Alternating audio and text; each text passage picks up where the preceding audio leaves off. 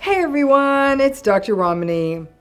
I'm always a little late to the pop culture bandwagon, especially when that pop culture is coming through on TikTok, but I got to it about a year or two late. Let's talk about beige flags and narcissism. So as I said, I am always a little late to the party.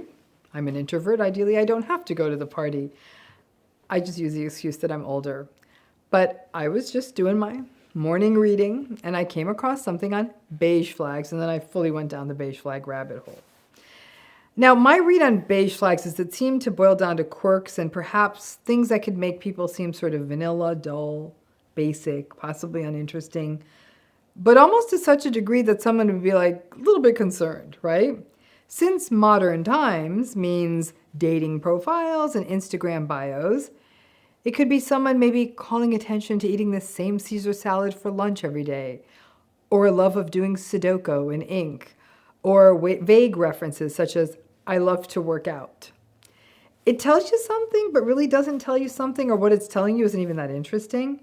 And of course, it may also give one pause, because quirks may work for some people. For example, a puzzle hound who loves to do crosswords in ink, maybe they have their own damn beige flag, but not others. People who are foodies and want to eat different things all the time may not really be pleased with Caesar salad person. Beige flags at the core of it, again, this is my read, imply boring. People who talk about such pedestrian stuff as pizza ingredients and Oscar-nominated films and their pets. But the word boring, folks, is really tricky when it comes to dating, especially in the world of narcissism, and especially for people who have histories of trauma bonding.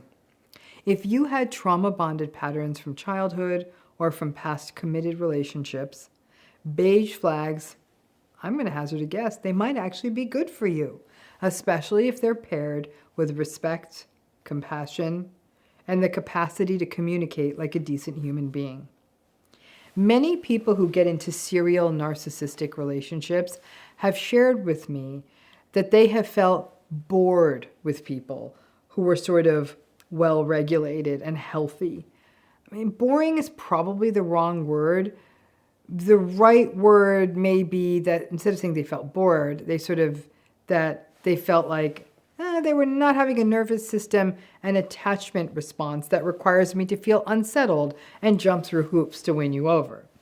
That doesn't mean that this other person is boring. It means you may need to do a deeper dive and lean into the so-called boredom or the beige of it all for a minute. On dating profiles and Instagram, my read is that the beige flags that may not come up because people would not list them would be things like, don't pick the towels up off the floor, or I need to fall asleep with the TV on, or I never wear socks. But when it comes down to it, these beige flags are sort of uninteresting quirks, interests, and maybe deal breakers for some folks and irrelevant to others.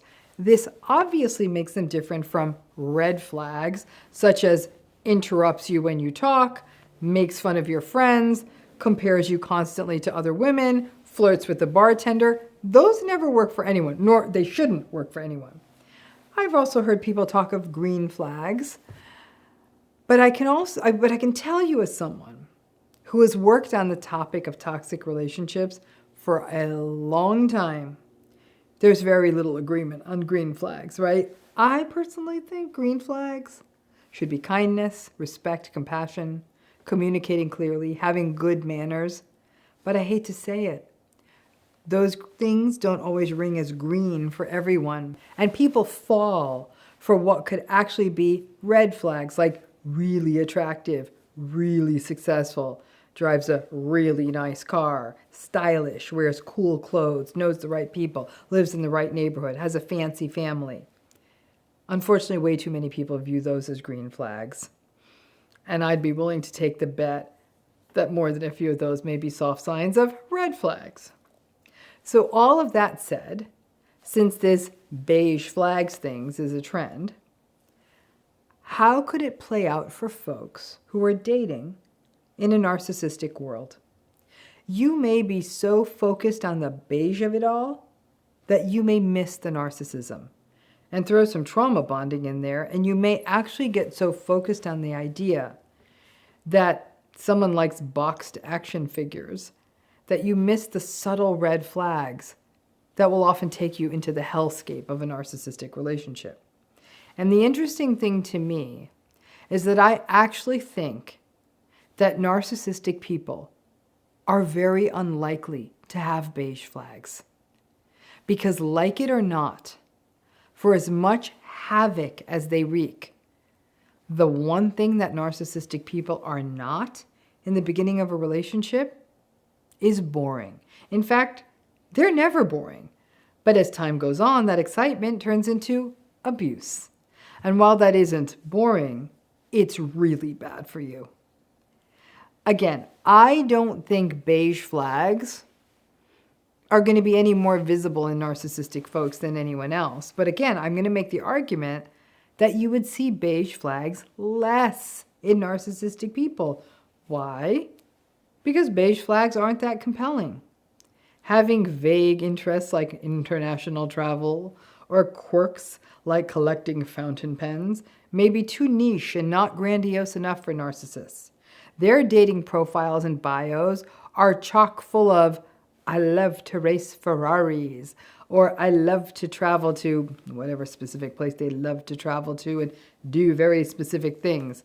Bonus points if they claim to save the world while they are there. By definition, narcissistic folks are not beige. However, I am going to say there's a little bit of a carve-out here. The self-righteous narcissistic folks with their almost obsessive-compulsive quirks and their need for order and control may have a bit of a I love my morning matcha at precisely 6 a.m. every day vibe. But other than that, you're not going to find beige in the narcissism world. Grandiosity means detail. It means evoking envy from other people. It means telling a story that's better than reality. It means larger than life. It definitely doesn't mean Sudoku or watching Jeopardy. When I read all of this beige dating flag stuff, I thought in the grand scheme of things, you would be safer with the beige person than the one with the detailed dating profile and the pictures to match. Trauma-bonded relationships often start from a place of excitement, of feeling special, of feeling that you are in a relationship that nobody ever before has ever experienced. A fairy tale, a love story, a sweeping epic. That's not beige. That's Technicolor. A fairy tale, a love story, a sweeping epic. That's not beige. That's Technicolor. And when the bad days creep in, or even the little barbs and digs and oversights and neglect that can sprinkle into the good days, well, that's when you start justifying and blaming yourself and trying to change so you can keep those good days coming. If you can figure that out, then the gates of happiness will always be open, and a lifetime can be spent chasing those good moments and enduring and suffering through the bad. I've seen that movie too many times, and I promise you it doesn't end well. If a beige flag person is agreeable, please don't listen to TikTok. If you actually want a long-term committed relationship that's healthy and that's you can grow into, I would argue that could only happen with an agreeable, somewhat conscientious partner. That's it. There's really no other personality style that can do long-term relationships better than them. Little neuroticism sprinkled in there isn't a deal breaker, but warm, empathic, modest, humble, the person who will bring you tea when you're sick, sit by your side when you wait for bad news, share household chores equally, and see the potential in you. And if that person just wants to talk about old TV shows or pineapple on pizza, in the long term, remember, beige kind of does go with everything. And one last thing, I wanted to take a second to speak to any therapists, coaches or therapists in training out there who might be watching this, I am launching a program in January of next year, 2024, that will be focusing on how to support clients who are healing from or struggling with narcissistic abuse. See the link in the video description. So thanks again, and I don't think those beige flags are necessarily a bad thing.